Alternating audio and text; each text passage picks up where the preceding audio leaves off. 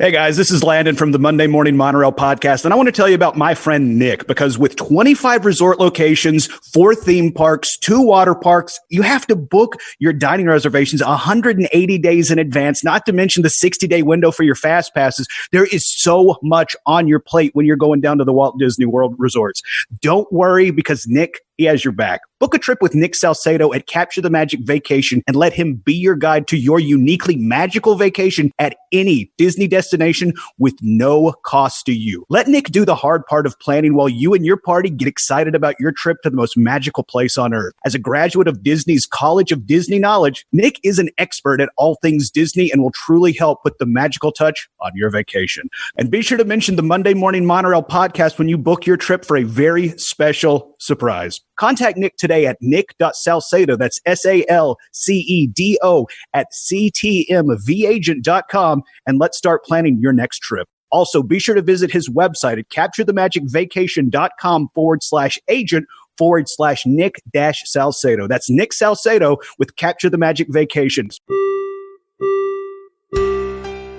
Please stand clear of the doors. Por favor, manténganse alejado de las puertas. To those guests who've just joined us, welcome. Our next stop is the Magic Kingdom.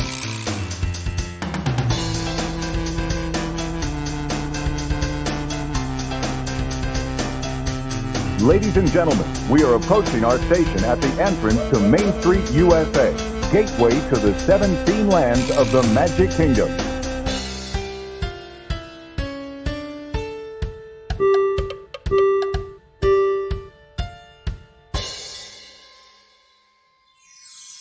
Welcome aboard the Monday Morning Monorail Podcast. This is Justin Monorail, and I am joined by my lovely Monorail family. Let us introduce them, shall we? Across from me is... Chicken Nugget. Chicken Nugget, back again. Garrett Monorail with barbecue sauce. Beside Chicken Nugget... Agave straws at the Polynesian. Agave straws at the Polynesian. They're good. You shouldn't eat them. No, but they're the superior straws. They're very tasty. McKenna Monorail is here. And across from McKenna Monorail is... The lady who is disappointed that Justin Monorail doesn't get frustrated with Garrett anymore when he introduces himself as Chicken Nugget. Why are you disappointed in that? Because that was hilarious. He used to get so mad. You'd be like, because you wanted us to be serious. It was like 90 episodes ago I gave up on that. I know. AKA Samantha Monorail. How are you doing, Samantha? I am fine. Good. Thanks for joining us again. Oh, I don't think the children... Pleasure to be here. Party rockers in redacted. Wow. I don't know what that means. This is episode number 96 of the Monday Morning Monorail Podcast, and today is February the 24th. Wow, time's flying. Yeah, this is our last episode of February, y'all. Did you know it's a leap year? I did, and McKenna has plans for leap years moving forward. Take away this day, the leap day, and we move it to October. And then every 4 years, we have 2 Halloweens. She figured it out. Double Halloween. Yeah. Actually, this isn't a bad idea, but what you do is you add it the day after Halloween, and then no matter if Halloween's on a weeknight or not, kids are out of school the next day. Yeah, that's a good idea. Yeah. Halloween 2, The Reckoning. I reckon. We'll submit your suggestion to Congress and see what happens. I will go fight Congress for Halloween 2. But I doubt it'll happen. Yeah, I doubt it. Maybe if we get enough people amped up about it, they'll do something. We can't even get rid of the daylight savings time. Yeah. And that's like old school policy. What about the farmers? Think about the farmers and the lamplight, the oil they're burning. We have to save them oil. Save them oils. GoFarmer.com. Yeah, GoFarmer.com. I know. FarmersOnly.com. That's where Garrett's going to get his next date. Farmers I burn Only. all my oil all the time. It's frustrating. See, it's good for Garrett because he is a farmer. Yeah. What do you farm? Beats. Ah, Dwight Schrute. No, like music. Oh. He's a DJ on them beats. Nice. Oh, that was funny. Little drippy spoon on the ones and twos. All right. That was really offhand, but by the way, Garrett's rap name is Little Drippy Spoon. No, that's not me. Who is it? That's Little Drippy Spoon. We don't know who that is. Yeah. Well, we're not here today to promote Little Drippy Spoon's career. We are here to discuss Walt Disney World news. And I've got several articles pulled for you guys, and we're going to discuss them in an orderly fashion. Whoa. You got a minute and a half. Okay, I wanted to mention this because there were some recent refurbs announced for this year, and a couple of these might be surprising. Magic Kingdom, Big Thunder Mountain, May 4th to May 21st. And I find that odd because, well, I guess that's right before summer. They're kind of getting it ready for summer, right? Yeah. So, Yeah. Okay. Splash Mountain is closed now. It will reopen this weekend, February 28th. Oh, yay. I'm Yeah. so excited. This one's going to make Mom very sad. The Swiss Family Robinson Treehouse will be down April 27th to May 4th. When will it be back? May 4th. What are they going to do? Touch up the tree? Yeah. Tell them. You tell Wow. them, Sam. What are they going to do? There's Make sure the tree doesn't nothing. like fall apart or anything. Yeah. Who would do that? Just let it fall apart. Yeah. They have to replace some leaves. Who knows? And Stitch is still closed. Rip No way. Stitch. Yeah. Not listening. And Have you seen pictures of the Stitch animatronic? oh yeah, the one without the Spooky. skin. It is scary. I have not seen that. It's pretty weird. Yeah. Over in Epcot, Agent P's World Showcase Adventure is now permanently closed. It just ended this past week. Yeah, gone forever. Being replaced by DuckTales, which Garrett is amped up about. Yeah. Illuminations, of course, gone forever. Test Track will reopen February 27th, so Okay. it's coming back. Spaceship Earth. Now, here's something we need to talk about. When do you guys think? They haven't announced it yet, but we're Never. waiting for that. We're waiting for that other shoe to drop because we know it's going to go under refurb for like 2 years. No. And I feel like they need to get it started soon if it's going to be open for, if they expect it to be open for Epcot's 40th, then it has to go down soon. I think it'll probably be the end of this year. No. Nope. They're not doing it. Plans have changed. They're keeping it the same. I mean, they have to open up some other stuff before they close that because, I mean, there's There's nothing in Future World. nothing going on. Yeah. We still have It's Figment. all closed. Spaceship Earth will now be Spaceship DuckTales. No. Oh my god. I would lose it. I feel like I'm already going to lose it. She is beautiful. She needs to be left alone. Maybe give her a wash every once in a while. Just leave her be. You It don't does have need to to be do washed. this. You don't have to do this to me. You don't have to do this. You don't Disney, need you don't to. have to do this. I'm bargaining. Hey, Yeah. please don't do this. The other thing on the indeterminate chopping block is Dino Land, because that's something that has come up repeatedly as a thing that could go away and be changed over. I've been seeing more and more people on social media say they hate Dino Land. Why? But the whole point of it being different is that's the point. It's different. It's its own section. It's not supposed to be exactly like the rest of Animal Kingdom. Yeah. It's Yeah. Dino Land. Yeah, but I don't like it either. What? What have you got there besides Dinosaur that The you like? restaurant. You like Restaurantosaurus, really? I've never been in, but Exactly. it sounds really cool. All it has is It has- They burgers. have a nice lounge have there. Didn't they In have Dino that, Land? or is it like an old thing, or is that Disneyland where they have the cool story around it? For Restaurantosaurus, I don't know. Oh, then it's probably something different. I don't know. I gotta dig around with Pluto in the dirt. I don't know. It's not my favorite thing, but I like them educating kids about dinosaurs. Yeah. And Hold on. Donald's there. The Dino Bash. Yeah. Wait, hold on a second. I'm trying to Google the name of the lounge in Dino Land. I haven't done my taxes. Also, Launchpad McQuack is there. Mm-hmm. And Scrooge. All I know is that I feel like I get the whole Chester and Hester's rundown little tourist trap park. I get the theming. I get what they were going for. I don't like Primeval Whirl at all. No, it's bad. It's called Restaurantosaurus Lounge. Oh, okay. I'm Yeah. sure it's great. You hear people talking about it all the time, don't you? Because you I didn't even know like what the it. name of it was. I like it. It's not my favorite part, but I don't see why you'd like absolutely hate it. You don't think it could be improved? I think it could. No. I mean, it could be improved, but there's no reason to just despise it. I don't want it obliterated off the face of the earth. Well, anyway, you're taking it a little farther than what I'm saying. No, that's what people on social media say. They hate it. All right. It's the worst thing ever. I just think it's something we got to keep an eye on because I think that at some point it has charm. We're going to get an announcement, maybe at D23 this year or something. Yeah. I'm going to D23 and punching executives. Please enter my GoFundMe account to get me there. Donate. Please enter your credit card information into my GoFundMe account. I just want them to start up DuckTales Season 2. Well, hey, speaking of things getting a makeover, Cinderella's Castle's getting a makeover. I know, I'm so excited. It's going to look so pretty. And yeah, this is one of those things. I feel like it is going to be an upgrade. It's gonna get a little gilded, some gold all over it. It's going to get a new paint job. It's a little more Baroque. If it ain't Baroque, don't fix it. Thank you. Yeah. I'm very confused.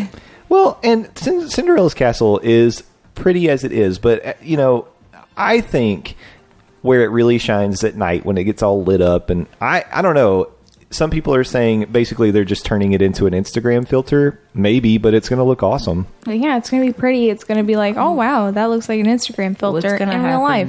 To all the merch and branding around the way that the castle looked before. I don't think that this is going to change that, though. Yeah. They're not changing the structure. They're painting it. They're adding some turrets. Oh, they are? Yeah.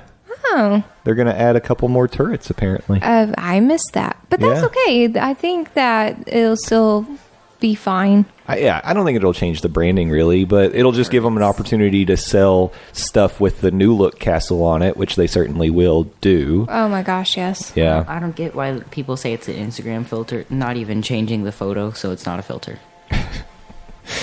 Well, anyway, it's just what people say. Since when is making things pretty bad? That's a good question. Yeah, Garrett. Good question. It's not bad. It's a good thing. But it is change, and, some people struggle with that. Not going to say any names. But at least they're not turning it...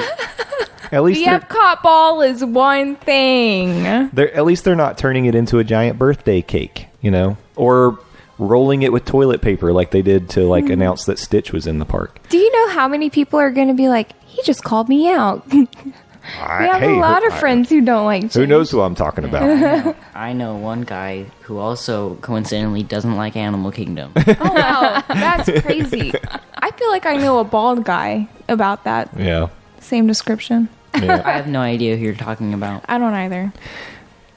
Well, let us board the monorail and go on over to Epcot, where the Flower and Garden Festival is basically upon us. I went there, and I saw the topiaries already. Solid. I'm very excited. Is this your favorite festival? It's my favorite festival. Yeah. It's the best. I love it.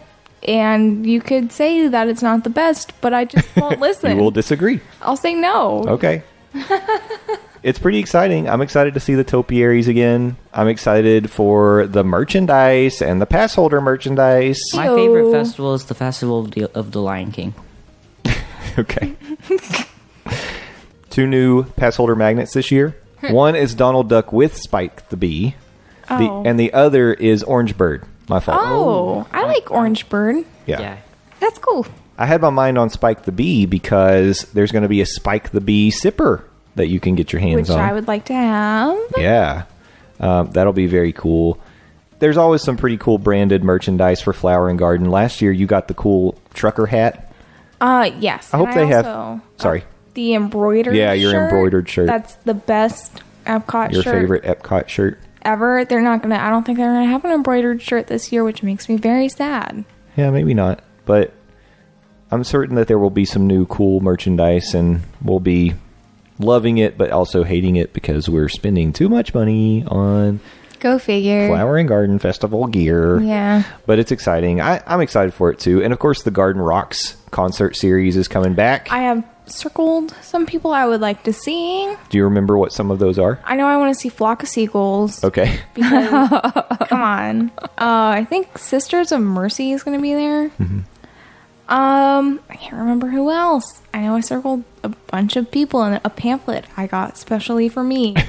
And none of you guys got one. Only I did. Oh my gosh. I have never gotten one of those like pass holder monthly updates. They come to you and Mom. I signed, some lady asked me if I wanted something once, and I said sure. So I think maybe that was it. I don't know. You know, one of the things that we did last year during the Flower and Garden Festival was we did a giveaway.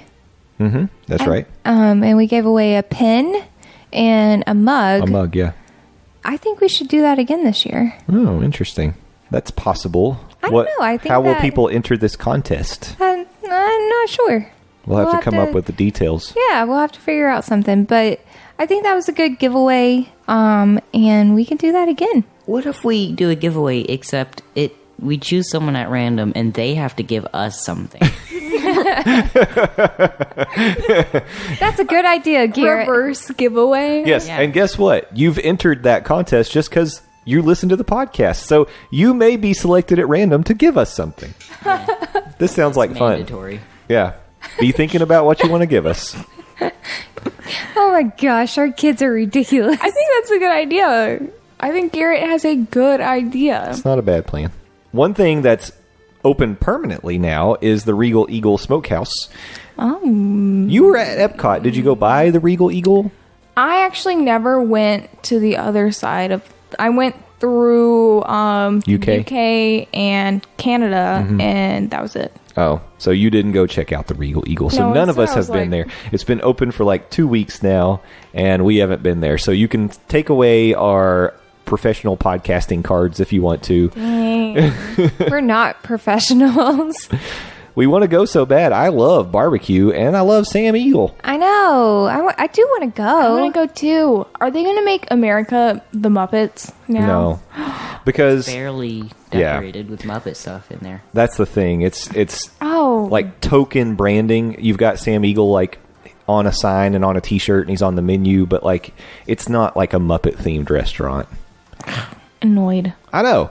I'm frustrated by that too. I really wanted them to lean into the Muppet theming a little bit, but it's fine. They're like just dipping their toe in the water, and they refuse to just go in. The water's fine. Everyone's enjoying it except for you. Yeah, Sam Eagle's definitely on the merchandise. I think that's one thing they were thinking about. They know that suckers like us would want to buy a Sam Eagle barbecue shirt. Yeah, I would totally wear one. Yeah. Is he wearing an apron that says "Kiss the Chef"? That'd be fun. I don't think he is, but he should be. Oh wait, the aprons say "Kiss the Cook," not Chef. Who's Chef? Swedish. The Swedish chef. Sad times. Well, there's a lot to try there. I'm hearing very good reviews so far. I know. I feel like we need to go while they're still like cooking it well. Yeah, that's right. They may start slacking off at some point. So we'll get out there and try it. It's our duty to you all as fans of this podcast to get out there and try these things so you know if you should too. We're going to do it. Yeah, we need to do it. And maybe you'll be randomly selected to give us a gift card to the Regal Eagle. Garrett has great ideas. It is a good idea. You've won. Now give us a gift card. Congratulations. Yeah. All right. I'm going to move us over to Hollywood Studios now. Disney Movie Magic returns to Disney's Hollywood Studios on March 13th. The Chinese theater projection show Disney Movie Magic returns to replace The Wonderful World of Animation, which just debuted in 2019. So this will be cool. It's kind of like a little taste of what the finale of the Great Movie Ride used to be. It's like, you know, clips from classic movies and fireworks and music to go along with that. I'm pretty excited about that. I like that. I feel it's a little odd because I kind of thought that the Hollywood Studios was starting to kind of move away from really focusing on being like studio focused. But now with Mickey and Minnie's Runaway Railway, they're really putting a spotlight back on the theater. They're obviously bringing back the movie magic thing, which brings movies back into the park. So maybe they're trying to rejuvenate that idea a little bit. I don't think they'll ever make it like an active studio again. Yeah, but maybe they are kind of hitting a little bit of that nostalgia for parents, but yet be different and fun for kids. Yeah. I don't know what they want from me. They keep doing stuff, and I'm like, why? But also cool? Yeah. What do they want? Where's the theme? They should just bring back the Golden Girls and film it there. Yes. Oh, that's the best idea. Garrett, you've had great ideas on this episode. It would have to be a new generation, though. Yeah, of course. But Betty White could still Betty be in White it. could still be there. Yeah. She'll be in all of them. They'll Yeah. reboot it like 5,000 different times and she'll be in it. She's going to outlive everyone. I hope so. Her and Mick Jagger. So I don't know what's up with that. Yeah. But not that I'm saying I want anything bad to happen to Mick Jagger. I'm just shocked and amazed. And I want whatever he's having. I don't know. No, I don't think it's I don't. legal. No, I don't. Yeah. I would love to see them, try to bring more of the movie magic and the studio's element back to the park and continue to do that. Bring back Alien Encounter, but actually have the alien in the ride like they were planning on.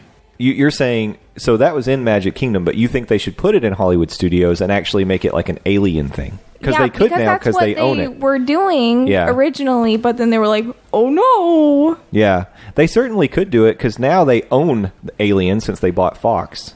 So that'd be cool. Do it, have a more adult-targeted ride. Yeah. Relocate Great Movie Ride. Just We have need it still it in there, back. Yeah. but move it. Yeah, it'd be great if they brought that back with But aren't all they new using scenes. the same track for... There's some debate around that for Mickey and Minnie's Runaway Railway. It's in the same building. Some people believe it's the exact same track. I don't know. We'll see. We'll find out whenever we get to ride it at some point in 2021. Yeah, I'm going to get that eventually. fast pass on the day of. We're going to try. Here's something I think that you all will be excited about hearing. This is a rumor. This is firmly in the rumor bucket, but there's a little smoke around it, and I feel like there's reason to believe this could happen. Mandalorian meet and greet coming to Disney parks. What? That'd be awesome. Yeah. I would totally meet him. Yeah. That'd be pretty cool. There's a chance it could be somewhere in Galaxy's Edge. So, and if I know anything about the marketing geniuses that Disney is, I should have said that Why would you be differently. skeptical about that, McKenna? I don't know how I feel about this. I'm trying Why? to figure... What's negative about that? I don't know. It's just the Mandalorian, but you meet him. And probably a Baby Yoda. Oh my god. Oh Yeah. my god. Yeah, Yeah. like what's bad about that? I want It's like, you know how for a while you could meet Star-Lord and Baby Groot? I bet it's Yeah. going to be similar to that. That's awesome. I'm excited, and I want my own Baby Yoda animatronic. The baby Can't you get Yoda them? animatronic is Yes. scary looking. No, it's adorable. No, it's very cute. It's kind of scary. It's adorable, and I love that Baby thing. Yoda's kind of scary looking. No, he's He really is. He's got big eyes and huge ears. It's kind of uncomfortable. He's the cutest. He's Frog. totally cute. He melts all the hearts. He reminds me of a pug, but in a more unsettling way. That picture of George Lucas holding it like a baby That was adorable. is the cutest picture that's ever happened in Star Wars history. Yeah, I don't know. I think it'd be cool, and I think there's reason to believe that that's going to happen. Who knows when, but I strongly believe we're going to see that. What's your reasoning on not being okay with I that? don't know. I'm just conflicted. That's it. But like, what's the side? that I'm you're allowed to what's be the conflict? conflicted. But what's the conflict? None going of your on here? business. I can't wait. I hope this happens, and I'm going to be right there in the front, ready to meet him. Yeah. Maybe it'll thin out some of the Rise crowd. They can go meet Mandalorian, and we can ride Rise a few more times. It's fine. I don't think I'll so. go meet Mandalorian. And then get a Ronto wrap. Yes. No sour sarlacc, though. Dang. All right, last thing I wanted to share with you guys today.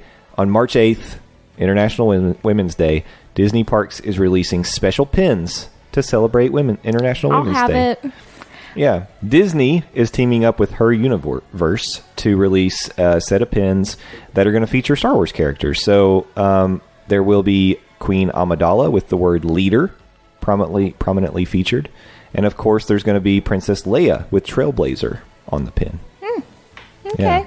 Will I buy the pins with your money? Probably. Am I always conflicted about corporations getting involved in these things? Yes. So, But shouldn't they be promoting it in a positive way? yeah. Yeah, like what if they stay silent? That's kind of worse. That's true.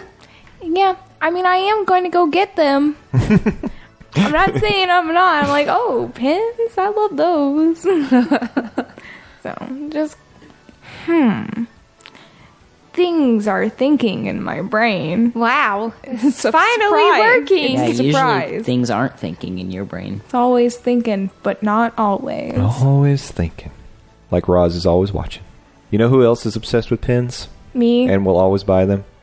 Landon the Dawes Doan. Oh, yeah. And he's going to be joining me in just a moment for M34D. And let me just tell you this. This M34D is jam-packed. We are talking the Land Pavilion. We already did listen to the land and living with the land in a previous episode. This is going to be everything else, but we talked about the Kitchen Kabaret for so long that it needed to be like the second and third segment of the show. So we're going to take a break.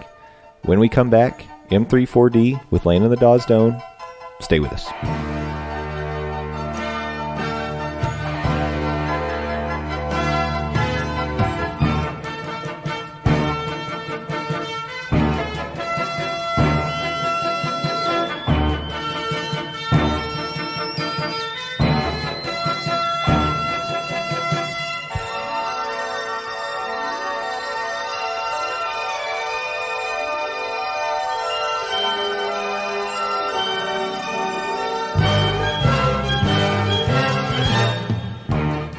Welcome back to the monorail. This is M34D, and what does that stand for? That's the Monday Morning Monorail Podcast, Disney Deep Dive with the Dawes. And joining me to complete that 4D is the one, the only, Landon, the Dawes Doan. Landon! Oh, hell. Welcome back to the monorail. Landon focused on his job. It's my theme song, y'all. Landon turning all the knobs. He's screening your calls and walking the halls. Landon Doan. Landon Doan. Landon Doan. Wow. How'd you like that for an intro? Yeah, that was pretty good. Ironically enough, I was going to do a singing intro for myself just based on the attraction we're going to get into. But wow, that's a blast from the past. That's a little bit cool. Yeah, ladies and gentlemen, I have my own theme song. So nanner nanner boo boo, stick your head in doo doo. I once upon a time dropped that on you on a previous podcast life, and I still had it in the archives, so I thought I'd do it once again. I'll be honest, I completely forgot that happened, so thank you for reminding me. Also, that's going to remind me to go yell at somebody on Monday when I get to work, where the bleep is my theme song. It's time for an updated one, for sure. You goddamn right it is. Landon Doan was fired from his job. Landon Doan, his bosses are dumb knobs. Actually, cut that, otherwise they're going to fire me again. Well, Landon, welcome back to the monorail. And, today, I know you said you had a musical intro. I'm sorry that I stole that from you, but maybe as we kind of get into those attractions that we're going to be speaking about today, maybe you'll have an opportunity to bring it back. I definitely am going to have an opportunity to bring it back because I feel like that's the only way I can get this earworm of a song out of my brain is to sing it out, because I have had veggie, fruit, veggie, fruit in my brain for days. Ladies and gentlemen, days. As well you should, because, by the way, that is probably one of the best original songs ever created for an Epcot attraction. You put that right up there with One Little Spark. You put that up there with Tomorrow's Child, and you've got Veggie Fruit right up there in the top 5, at least, I would imagine. I mean, it is a really good song, easily top 5, I would say maybe even top 3 of original Epcot songs created. But when it's been in my brain for several days, and that's what I hear when I close my eyes to go to sleep at night. Oh, please, Lord, make it stop. It could be worse. I'll just be honest. It could be. It's not Small World, so. Yeah, that is true. Well, and out of that, touche, salesman, touche. Well, if this is your first time joining us for M34D, let me explain what we've got going on here. We embarked. I'm going to say embarked on a You're journey. really good at talking today. Never. I'm never good at talking. But we embarked on a journey long, long ago when we first launched this podcast to walk through Magic Kingdom attractions. We did so starting with kind of opening day and working our way through things that opened up as we approached present day. So we kind of went in chronological order. We finished up Magic Kingdom. We didn't really do all the restaurants and shops, which is something I thought, because here's the thing. Everything at Disney has a story. Everything. And that's one of the things we love about Disney, really. So you could definitely do deep dives on some of the restaurants, some of the shops, some of the sites that you see as you walk down Main Street. Deep dive with the deep dish. Yeah, that's right. I'd We're love to gonna dive have more in. D's for that one. I need to dive. I'd love to dive right into a deep dish right I'd now. be okay with that, yeah. It is definitely pizza time, even though they're no longer a Disney featured property. Ninja Turtles definitely taught me that it is pizza time. It's always pizza time. Factually correct. That was It's like Michelangelo is a party dude. That was basically the Ninja Turtles version of it's 5 o'clock somewhere. It's always pizza time. Oh my God, it really is. Yeah. Well, growing up on them, I guess that explains my crippling pizza addiction at 5 o'clock. So, whatever. Oh, man. Pizza's so good. It's the best. It's really, you can put anything you want on the pizza. It's, whether it be meat, whether it be vegetables, some people put fruit on it. I'm actually one of them. Pineapple is a fine topping for pizza. But speaking of vegetables, maybe you could put some of the Kitchen Kabaret individuals on your pizza. Yeah. Pizza was not featured in the Kitchen Kabaret. It wasn't, but the ingredients to a good pizza were featured in Kitchen Kabaret. So, yes, we've moved forward from Magic Kingdom. We are now working our way through the attractions and rides and shows of Epcot. We started opening day. We started big with Spaceship Earth, and now we're kind of moving through some of the things that were also kind of Phase 1 Epcot. And today, we're going to be talking specifically about the Land Pavilion. Now, if you listen to a previous M3-4D, we talked Living with the Land. We did that separately because it really does deserve its own segment. Being that it is one of the greatest rides in all of Walt Disney World. I mean, maybe there's a debate. I don't think there is. I don't know if you're trying to troll or whatever, but I actually thumbs up. I love Living with. Oh, I'm not trolling. I okay, think, good. I think if otherwise we were going to have hands thrown. Not that I'm trying to pull like a real Disney fan card or something like that, but I really do think that if you really are in the Disney fandom and you're kind of one of us, that Living with the Land has a special place for you. And I'm not judging if it doesn't. I'm just saying that it's almost like sometimes it can be a bit of code to be like, we all know Living with the Land is really, really good, right? It's part of the Disney 101 curriculum we've talked about in previous episodes of M3-4D. This is core Disney stuff. Yeah. To be a Disney fan. You're right. And so we talked about Living with the Land, but maybe Living with the Land is advanced level stuff. Like you got to put in the freshman and sophomore years, declare your major and your focuses. I believe that's what they use in the college term. And then at that point, okay, Living with the Land. Yeah, I dig it. Yeah.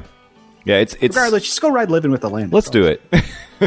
Yeah, you and me right now. Let's go. Let's stop the podcast and go ride Living with the Land. Yeah, it's a good use of time. But here's the thing.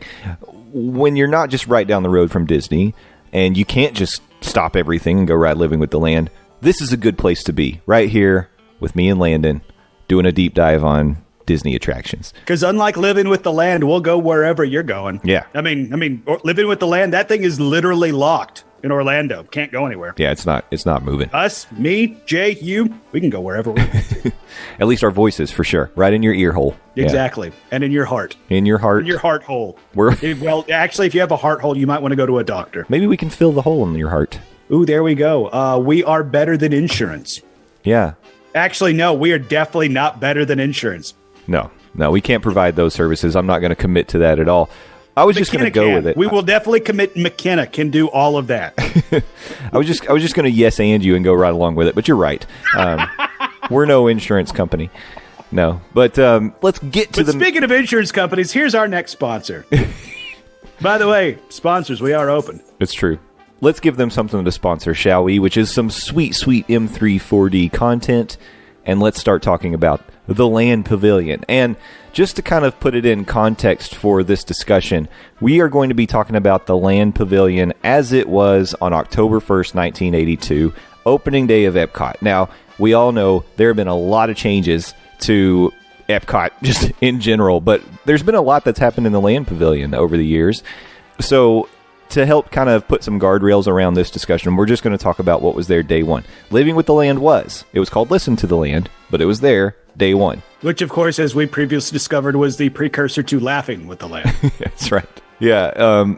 And in addition to Listen to the Land, future name Laughing with the Land, there were a couple other things as well. We had a film in the Harvest Theater called Symbiosis.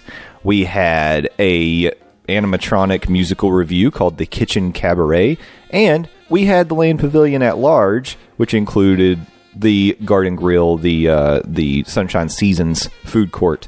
Which, by the way, Garden Grill was not the first name for that place. Right, that's right. What was it called? The Good Turn. The Good Turn.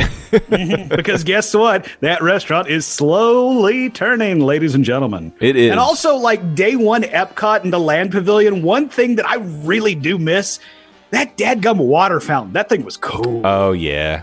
That was cool. You know, the Land Pavilion, sometimes if you go into it, it almost, like if you're looking at 10,000 feet, it kind of has almost like a mall food court feel to it. Mm-hmm. I get that. Yeah. And heck, even like, I don't even think it's a 10,000 view type thing. Like, I think if you're in it, it's like, okay, like I'm pretty sure, like, if I go down this hallway and hang a left, I'm gonna be going to Abercrombie, and then I can go to Hot Topic and go to Sam Goody and buy a CD. Like I'm just taking us way down memory past where all three of those things were in a mall and you would buy a CD. Oh yeah, and there used to be, like, by the way, CDs are compact disc children. No. Yeah. Back when music was a product, but now it's a service. Interesting. Prove me wrong, music. Prove me wrong. So I think the reason that I said the 10,000 feet thing is I think once you're in there and you start looking at the details of the pavilion, it starts to become very clear you're in a different kind of place. Like, for example, you look up into the ceiling of the food court, and what do you see? Hot air balloons. Hot air balloons, yep. Mm-hmm. But there's a lot of natural light that comes into the main kind of concourse of the Land Pavilion. A huge skylight, and it feels natural and open, and probably from, you know, the fact that you've got the connection to Listen with the Land or Living with the Land. There's Laughing with the Land. It feels like nice and fresh. You got like a fresh smell in there. I love it. I feel like it, even though there's a lot of activity in the pavilion itself, lots of people, I feel like it's still relatively peaceful in terms of like places you can go hang out in a Disney park. And it is crazy because the Land Pavilion's generally a place that's very busy, whether it's people standing in line going to Soarin' or, you know, going and hitting up the food options. It's like, that's always a very happening, busy place. But yeah, I would agree with you. It still feels very peaceful and laid back. And I do think that just fresh, organic garden smell does have a lot to do with it. Yeah. I'm a person who loves a good hotel lobby. I also, like, this is a strange thing about me, but I enjoy places like Grand Central Station in New York, or even like airport terminals. I like the activity and the movement. What the hell is wrong? I know, it's weird. Airport terminals? Who signs up for that? Well, I'm not talking about dealing with security and traveling and all that, but like just the idea of like finding a nice little spot to sit and people watch and seeing everybody, all the hustle and bustle and all that. Like, okay, all right, and, all right. I'm seeing what you're picking. Yeah, that's kind of what I'm talking about, because I think that you can basically, unless it's a odd occasion where they're like every single seat and table is taken, you can basically always find a table to sit at in the food court area. And a lot of it, they've got it sectioned off so it doesn't feel like you're in this like huge mass of people all the time. And you can sit, you could sit close to Living with the Land. You could sit close on, to the Soarin' side or whatever, or closer to, maybe where the food stations are. But I don't know. I think that's kind of the comparison that I'm drawing, really. And I don't know. We voiced our support of Sunshine Seasons being one of the best quick service options on property. I love that place. Mm-hmm. I love that you can get, like, every now and then they've got the special secret pass holder desserts you can get from the little bakery station at the end. I like that you've got different options, and I love that food, a lot of it can, a lot of the veggies and stuff could be sourced from Living with the Land. So cool. Yeah. So I'm a huge Land Pavilion proponent. Also, shout out to the Garden Grill. Yeah. Shout out to Garden Grill. Yeah.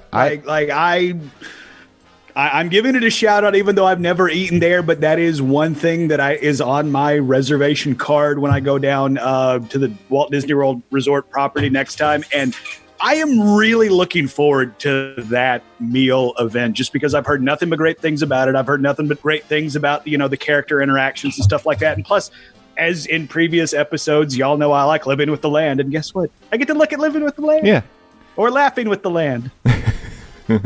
Yeah, or Turning with the Land. Mm-hmm. No, good Turning with the Land. We're tying it all together. Yeah. Yeah. By the end of this segment, it's going to be one long, just stupid, drawn-out inside joke. It's going to be terrible, everybody. So Garrett and Sam have both eaten at Garden Grill. They loved it, had great reviews for it. We have plans sometime in the near future to take the whole family, and I guess we're probably going to do breakfast. What time of day are you going to go?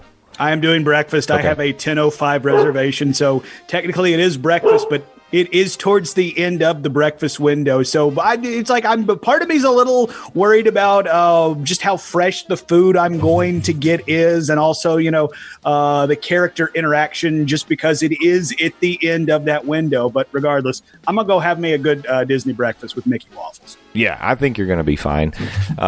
I hear good things about the lunch and dinner service as well. So, I don't know. I kind of feel like it calls for at least 2 visits to get the full experience. That feels fair. but though, unfortunately, that night, I can't go back to dinner because, I'm just going to Le Cellier. Oh, no. How? You're really taking one for the team going to Le Cellier, man. I do it for y'all. I am a giver. Yeah, but I like a good restaurant with a gimmick, and I like the fact that Garden Grill, or as it was known on opening day, the Good Turn, is a rotating restaurant. I enjoy that quite a bit. Let's move on now to the two things that are no longer with us. The first being a film that, as I mentioned, premiered in the Harvest Theater on day 1 of Epcot's existence, and this was, of course, called Symbiosis. This film, as I watch it today, I was thinking to myself, this almost feels like something that if you went to a museum today and they had like an IMAX theater, this is something that you would see in a theater like that.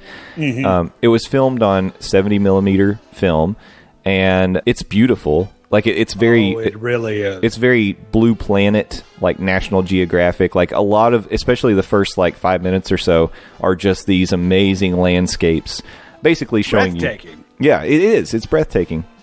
And basically showing you, like, we need to be appreciating what a beautiful planet we live on, essentially. Mm-hmm. Which is something we as a society really need to do a better job of. Yeah. It's still a good message even today. Like it's funny, I'm going to talk about Living with the Land again. In the Living with the Land episode, I talked about how several times that attraction makes me think, man, humans be tripping. Yeah. This, Symbiosis is a total 20-minute movie of, man, humans be tripping, ... But every now and then we can do some good. Yes. So, I do wish we would embrace the ... But we can do some good part of it. Yeah. Yeah, and that's really kind of the message of this film, because once you get past humans be tripping. Yeah.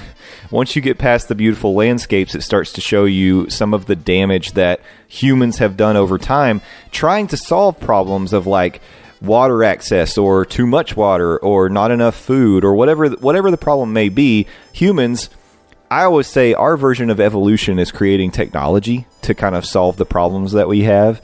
And feels fair. And this is exactly what we have done over time. We've industrialized. We created agriculture.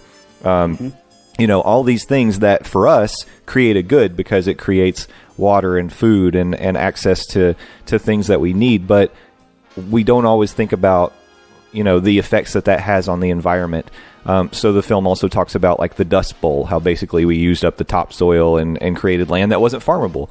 And not to mention things like dams creating environmental issues when we're just trying to solve a power problem, right? So it does kind of give you that dose of tough medicine, and then it balances it out by saying, but luckily sometimes humans... Sometimes. I mean, at least 12 instances ish. Yeah, humans sometimes learn our lesson and then use that same thought process towards solving a problem with technology and start to find ways to reclaim water sources, reclaim land, regrow forests, different things like that we just didn't, appreciate and take care of the right way when we first started kind of industrializing. Absolutely. Like you talk on like regrowing a forest. You want to talk about a visually engaging image. Yeah. In Symbiosis, where they start the controlled burn in the forest and on the mountainside. And I'm thinking, what the word I can't say on this podcast are they doing? They're about to burn down the entire dadgum mountainside. And then they pull it out.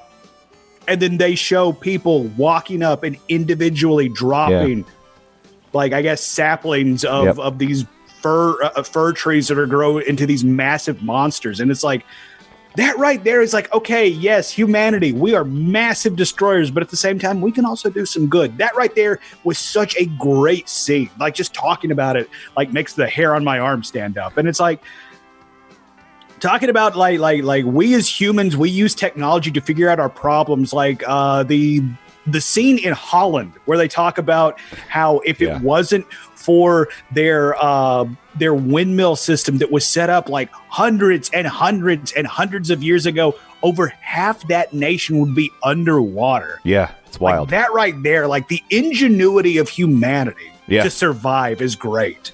Well, sometimes it's great, but it's great. And it's especially great when we take time to think about like impacts of the things that we're doing, how it impacts the actual thing we're living on, as opposed to, well, you know what, we're just, screw you, Earth, we're gonna win. Yeah. So the content of this film a bit dry, and I could see why.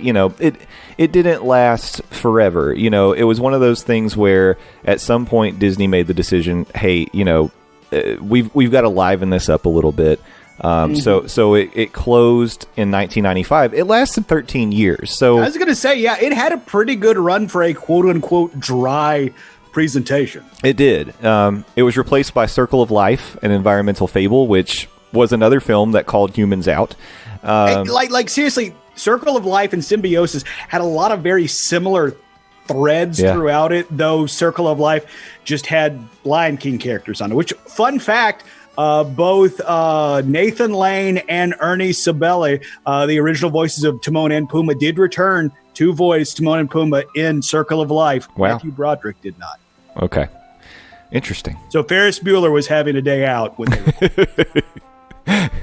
Yeah, and we'll talk a little bit more about that film later on because it did come later. But just to mention, I wanted to at least give a shout out to the fact this film made it 13 years, and it was shown at film festivals around the world.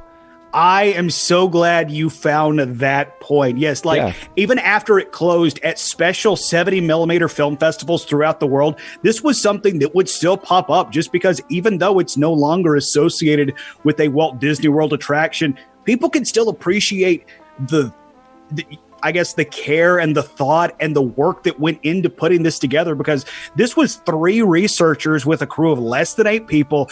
It took them 3 years to create and shoot this film, and they shot this film on 2 handheld Panavision 65 millimeter cameras. So that is like it is a bare bones crew, and they still put together this amazing, beautiful film. I love the fact that it still had a life after Disney decided it didn't have a spot in Epcot. Right. Yeah, absolutely. So obviously that's a testament to the fact that this was a well-crafted film that people appreciated. And I was reading some things about it, and it was talking about how Disney creates these things sometimes that, like a film like this, sometimes a film like this put in Epcot can have more reach and distribution than if they were to go put it in theaters around the world or whatever, or put it on TV, because so many people come to Walt Disney World and go through those doors and consume, these products, that Disney actually was being pretty morally responsible with the fact they realized they had this platform. They were going to get in front of so many people. Why not have a good message that maybe will help get people thinking about stuff like this, and maybe we learn from the past and we do better in the future, right? That's, to me, if I'm going to step back and think about Epcot at large, I kind of feel like that was like the idea of Future World and Epcot. Learn from the past, use technology, do better in the future, and take care of the world and our people, And that's what this film... Well said. That's what this film did. So, yeah. Absolutely, and also humans be tripping. Yeah, right. I will give a shout out. The director was Paul Gerber, not of the Glad baby you food. had that. Mm-hmm. Yeah, and then the narrator was Philip L. Clark, and I wanted to give a little shout out to Philip L. Clark because you gamers out there might know this guy. He is most well known for being the voice of Liquid Snake. Yeah, Doom 3, Dr. Malcolm Betruger, right? And also on top of that, like even if you're not a video game fan, this is somebody who had voice work in The Lion King, in Aladdin, in Little Mermaid, in Beauty and the Beast, in Rescuers. Yeah. Like this is a guy like you have heard his voice. You just don't realize you've heard his voice in every single one of your favorite. Yeah. At least animated. Did you watch the Transformers growing up? Because he was a voice on there. Did you watch G.I. Joe? He was on there. Did you watch the Smurfs? He was on there. Like, it's crazy. Scooby-Doo and Scrappy-Doo. Okay, nobody was watching when Scrappy-Doo was around, but still, he was doing voices. Yeah. And a lot of times... Shout out to that guy. Shout out to Philip L. Clark. For sure. And a lot of times, when you look at his credits, he's just credited as additional voices. Mm-hmm. So this guy is getting in there and just doing the work. He, like Joe DiMaggio, the voice of Bender, a few years ago, put out a documentary about voice actors. Like, and it's called "Hey, I Know That Voice." Yeah. Like Philip L. Clark is the personification of "Hey, I know that voice." Exactly. Type guy. Yeah. Even though he's no longer with us, shout out to you, Philip L. Clark. Thank you for everything you've done. Absolutely. Well, we had a couple other famous voice actors in this very same pavilion over at another attraction that was also opened on day one of Epcot. And that, of course, was the show Kitchen Kabaret. And I saved this for last just because I have such a warm spot in my heart for Kitchen Kabaret. This is a bizarre attraction, first of all. Yeah, it really, really was. But it's these Imagineers were on all the hardcore drugs back in the day. They had to be. So inspiration had to come from somewhere.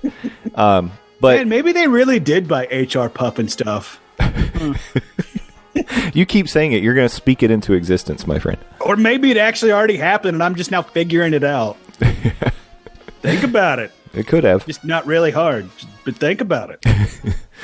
So, Kitchen Kabaret, let me just tell you right off the bat, like, this is one of those rides or attractions. I can remember little Justin going to, sitting with my dad, watching this show, and as a kid, having so much fun watching these ridiculous animatronics sing about the 4 food groups, and it's just there was only 4 food groups when this attraction was open. Right. It has changed. Now we have 18 or 19. Well, there's the chicken nugget, there's the jelly, there's the potato, and then the other 15. Yeah. Sounds about right. That's you've started a great list there. But yes, this was really based on healthy eating, fresh.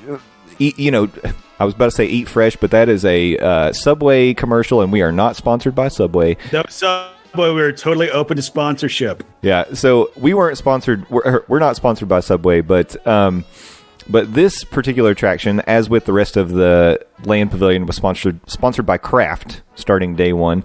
And all the way up through 93, actually, Kraft sponsored this attraction, which is, it lasted until 93. So it sponsored it like right through, well, up until Food Rocks.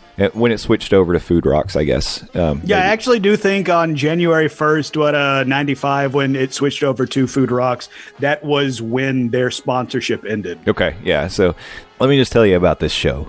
It's hosted by a human. For what reason? I don't know. A cartoony human, but a human nonetheless. Her name is Bonnie Appetit, and let me tell you this. If you're a fan of puns, especially food-related puns, have I got the show for you. Yeah, buckle up. This whole show is nothing but, like, every song, every joke, it's just food-related puns. Like, if you think dad jokes are the funniest thing ever, man, did we have a show for you. Unfortunately, it shut down, but, Waka Waka, ladies and gentlemen, you would have been right there. Yeah. By the way, speaking of a Bonnie Appetit, did you know, Bonnie Appetit, you know what? Depending on how you eat, I don't know. It could be a bony appetite. It's true. If you're trying to cut weight for reasons. But Bonnie Appetit originally was supposed to have a co-host, and her name was Juicy Lucy. But for whatever reason, they decided to just let Bonnie do her thing. I can't imagine why they cut Juicy Lucy.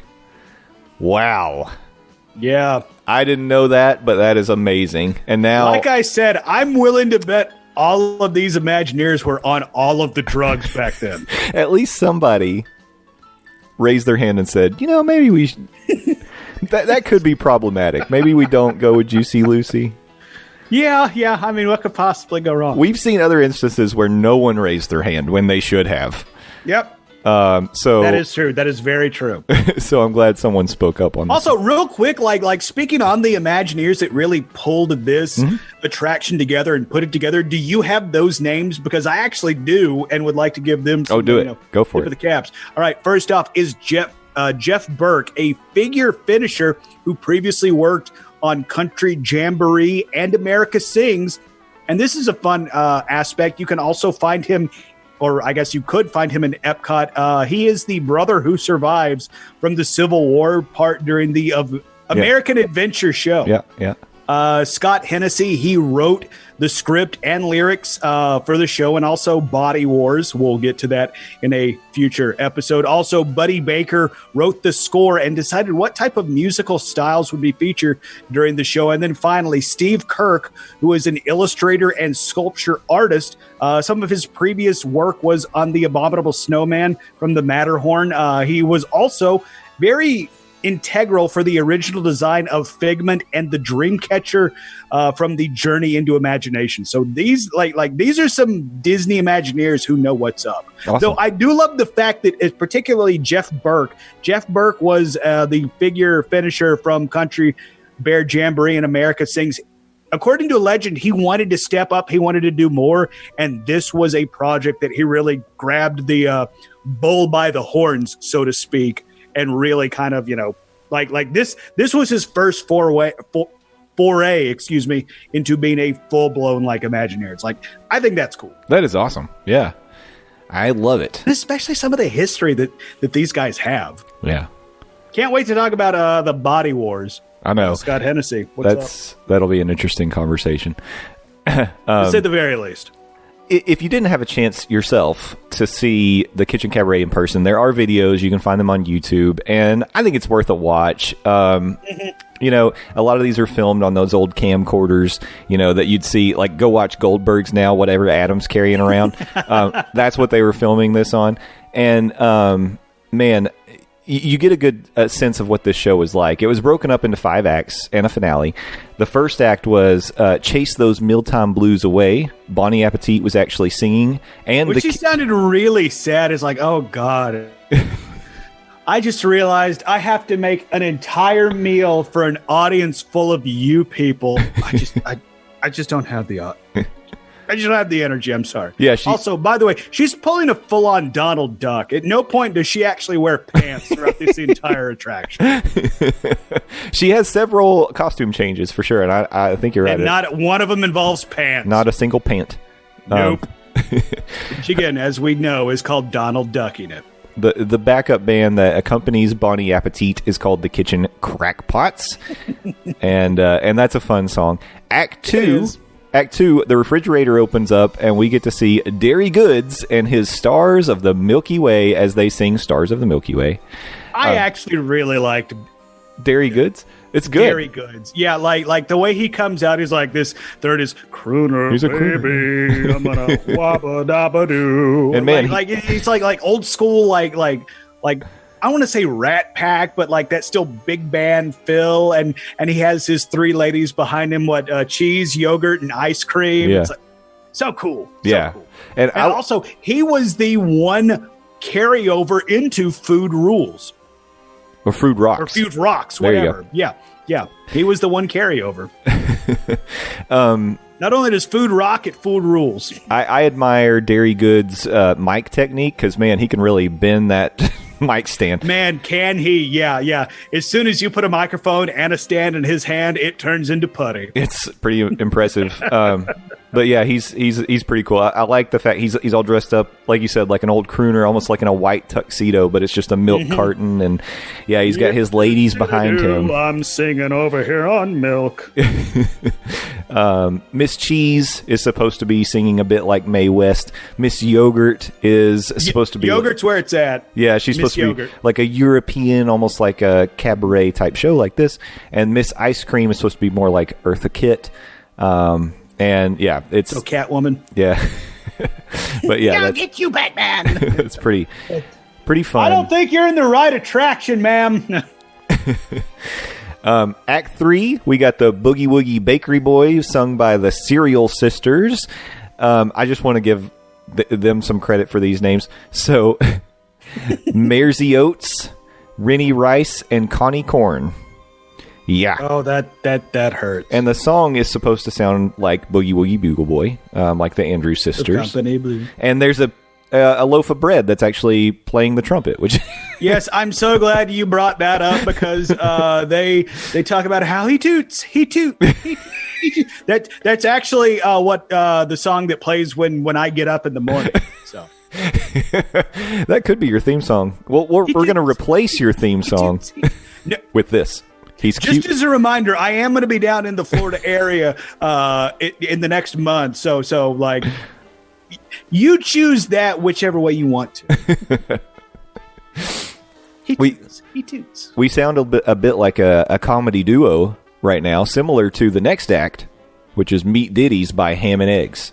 And much like that comedy act, neither one of us are funny. That's right. Mr. Eggs gets accused of laying an egg, actually, while they're performing. Waka waka. Now, the reason I like to stop on them for just a second is they had two voice actors who I feel like we need to give shout-outs to. So you've got Frank Welker. Ooh, I know him. Yeah. How do you know him? Well, you probably would know him from, like, basically, again, like everything? Every cartoon that you've ever seen in your life, but maybe... How about this? You know the roar from The Lion King? I know that roar. He did it. That's Frank Welker. Yeah. Frank Welker, you may also know him from The Flintstones. I've heard of that. Yeah. Like... Honestly, he was on Futurama. You were talking about John. I've heard of that as well. I've interviewed like half the cast. Know that. He was on Garfield and Friends, G.I. Joe. I mean, the list goes on and on. So he's voice acting royalty.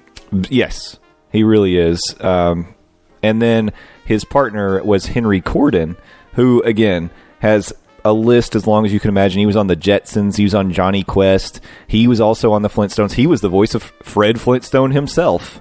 Bon, what are you talking about? Yeah, so... That's a terrible Fred, by the way. That wasn't bad. Bon! That's all I got. But you'll know him as Mr. Ham in this one, and Frank Welker is Mr. Eggs.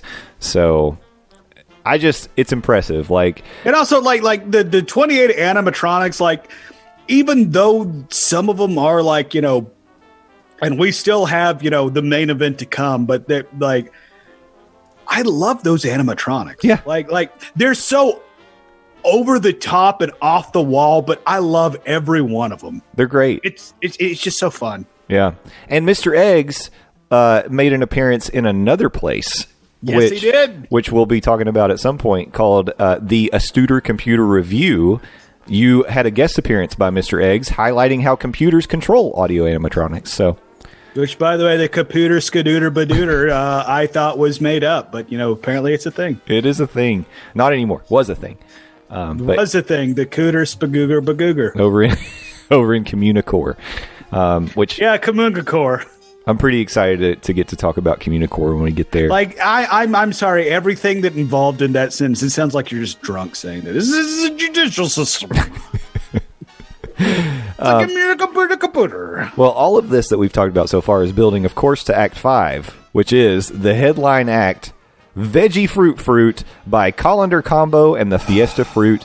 And let me just tell you, Landon, you've had it stuck in your head for days. I've had this song stuck in my head forever. And I love the fact that even though I'm not a huge fan of Epcot Forever, this song does get to play a role in this currently running nighttime spectacular at Epcot, because I feel like it deserves a tip of the cap. It is a crowd pleaser. Absolutely. I love it. Right there with you. Like, it is such one of those earworm songs. You already made the parallel that is not as bad as It's a Small World, but God, once it gets in your brain, it doesn't get out. And I do like the fact that Epcot Forever does give some tip of the hat to this attraction, because this was an attraction that right up until apparently it went away, it was kind of popular. Like Mr. Broccoli from the Colander Combo and the Fiesta Fruit kind of turned into a unofficial mascot of Epcot. Now, some people have speculated that's because there are no characters in Epcot, so therefore literally anything had to become a mascot for it. But at the same time, like, not only was Mr. Broccoli popular, apparently the other characters were super popular. It still shows up to this day. Jay already talked about Epcot Forever. It has shown up in previous food and wine festivals as a booth for the veggie fruit booth.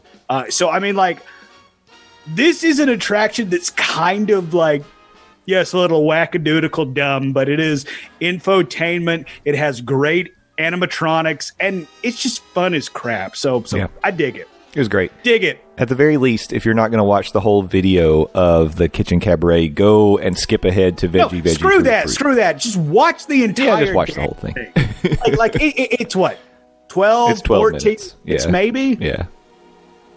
12 minutes fun. At most. Like if you are a Walt Disney fan, you will enjoy this attraction. Agreed. Just like if it isn't for the animatronics, because they're spot on, it's for the music, especially veggie fruit. Come on.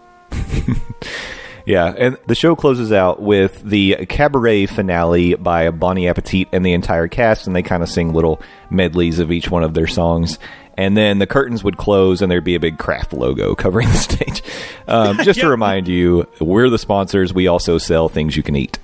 Yeah. Now, in the spot where Kitchen Kabaret was, of course, it was replaced by Food Rocks, and now Soarin'. You in the past have said that Soarin' is maybe one of the most overrated attractions in all of Walt Disney World. First of all, do you still feel like that? And I'm not trying to stir up trouble. This is for conversation. Would you hate me if I saved that answer for our Soarin' episode of M34D? Because I have had a lot of thoughts on Soarin' in the last few years. Okay, all right. Well, I won't make you answer that question, so let me just redirect. If you had to trade, you could only pick one.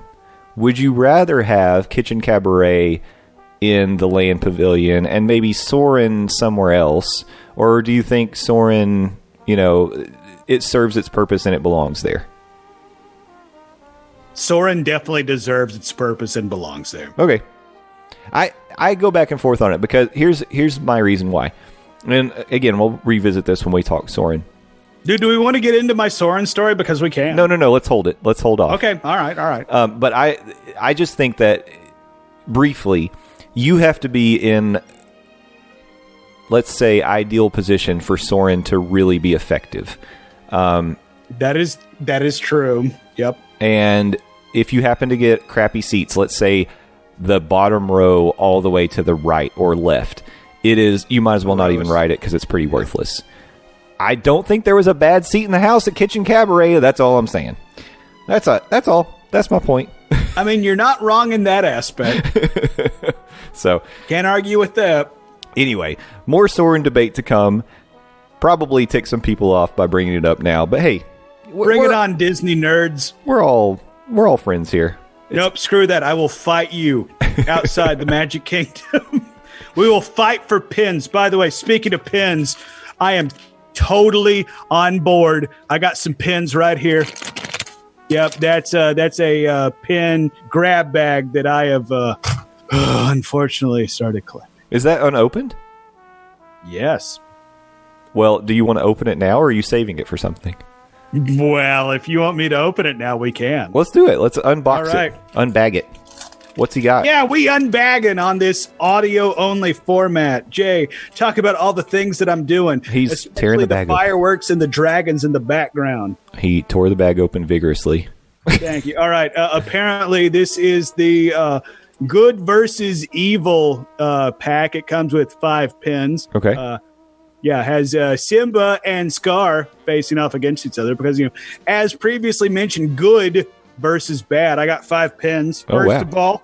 Okay, that looks like Dalmatians. Yep. Pongo and Purdy. 2 of the 101 Dalmatians, Pongo and Ping Pong. So that is going to go into the trade pile. Let's see. This is a fun one. It is Ursula. From, I like that. Yeah, I know. Pretty strong. That is going to go into the maybe hang on to pile. Okay. Let's see. Ooh, okay. All right. We got our first for sure keep because, ladies and gentlemen, this is one of the characters I've decided to start collecting. It's Hades. Oh, nice. From Hercules. Hades is awesome. Like, I totally hate James Woods and his politics, but god dang is his character work is Hades fantastic. Agreed. Oh, yeah. Okay. That's a strong one. Keeper, ladies and gentlemen. That's a strong one. All right. Another one. Ooh. Okay, I think we just have another keeper. It is Yensid. Not exactly sure. Yeah, the wizard. Wizard from Fantasia. Yeah. That's awesome. Pretty strong. Also into the keeper pile. So one more. 2 keepers, 2 traders. Because as I've previously told Jay, this is a weird thing to collect because I don't actually want things. I don't want to buy packs that I want to own. Right. Because I'm going to trade them off. Like, if I think about it, I'm going to have a brain aneurysm. And don't try finally, to do that math. Okay, I'm not exactly sure how to feel about this. Staying in the Hercules realm, it is indeed Hercules. I would trade that one. Yeah. Mm-hmm. That's me personally. Nothing against Hercules, Kinda but bleh. It's a little Kinda bleh. meh. Yeah, it's a little bleh. All those were kind of just round, and they've got the character inside. The Pongo and Purdy one, they actually kind of... Well, that's the thing of this. Apparently, it's all circles with good guys and bad guys, and I was hoping for some bad guys. You got a couple. And I got some good couples. Hold on. Let me show you my Hades. I'm really proud of that one. Yeah, Hades is good. I like that one quite a bit. Yep. So they've done some cool things with the Hades design, where like for the Disney villains after hours, like they used like his flame hair as kind of like an outline, and they put like the villains in there, like in the flames. I don't know. I think Hades is a pretty cool character. Hades is a very cool character. Like, yeah. and I love the fact that, and I forget where I heard this. Like, and this is a hard sidebar. You can cut all of this if you want to. But when James Woods came into audition for the voice of Hades, he just said, "Hey, I'm Hades. What up?" like he came in with that. That's the way the character was. And as soon as they heard his rendition of Hades, like, okay, that right there, that's it. Yeah. We're done. You are Hades. Like, and I love stories like that. It's like an actor that takes the initiative and turns it into this character. But regardless, whatever. Sorry. Jay, shut us off before I keep talking forever. Yeah, well, we got a lot of good content on today's episode, and this is one of those jumbo-sized M3-4Ds, and really, I think that it deserves it. Wait, are we bleeding into the third segment? Because we could talk about my mom's trip to Disney, because I successfully booked 3 days of fast passes, y'all. No, that's awesome. Yeah, I'm thinking this will probably end up being segment 2 and 3 of today's show, which is fine. Yeah. But here's what I wanted to say about this. Landon, I think you should probably start posting like your pins on your Twitter and, you know, let people see what you're getting and what you're collecting. And hell. You should do it. And because you're right, this is an audio format. And it was satisfying for me to see what you pulled out of the blind bag. But as people are hearing this on Monday, they're going to be like, oh, wow. I mean, we know Justin doesn't do a great job of describing things verbally. So... What, you mean they're not going to be able to see what I said through their earballs? I don't think so. So I think you ought to post it. Come on. I think you ought to put it on your Twitter. And in order for people to find it, let's tell them where that Twitter account can be found. I see you did that. Landoz, please go follow me, Landon Doan. I'm the best, Landon Doan, not the rest. That's where you can follow me, 280 characters at a time, and apparently I'm now posting Disney pin pics because... At least for this bag, that's all. You know what? Screw it. It was just a matter of time. If we're being completely honest, I have no willpower.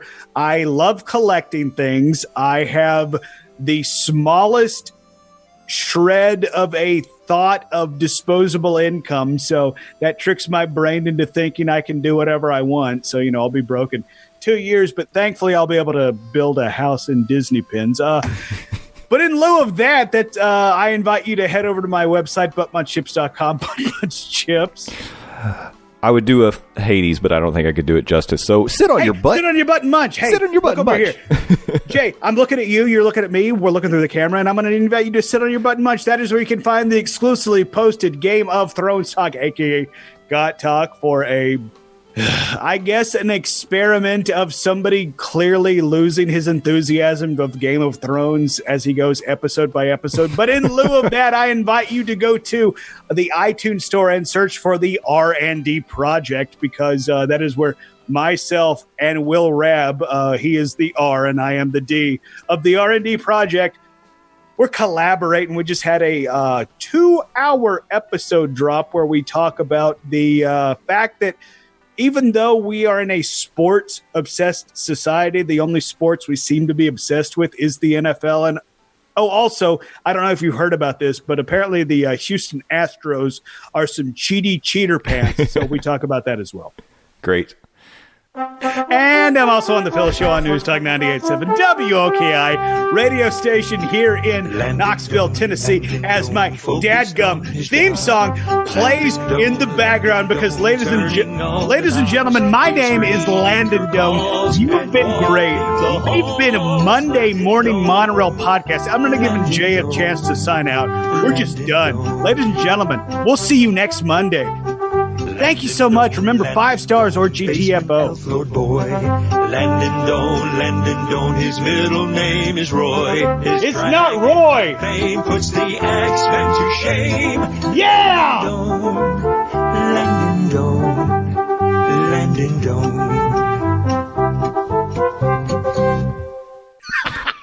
Thanks so much for listening, everybody. We'll see you next week. Bye-bye. See ya! Ladies and gentlemen, thank you for riding with us today. We hope you enjoyed the journey, and we look forward to seeing you again next week. Until then, we want to hear from you. Send us questions, comments, and suggestions on Twitter at Morning Monorail. Our email address is mondaymorningmonorail@gmail.com. You can also call our voicemail at 407-917-2144. As we approach the station, gather your belongings and please watch your step as you exit. See y'all real soon.